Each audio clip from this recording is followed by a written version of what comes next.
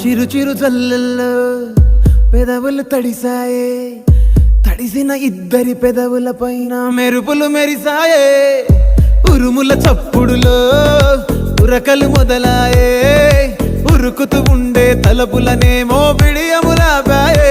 అడుగు అడుగు ముందుకు సరుపుకుని ఒకరికి ఒకరము చేరువై ఊపిరి తగిలేటంతగా ముఖములు ఎదురుగా ఉంచామే.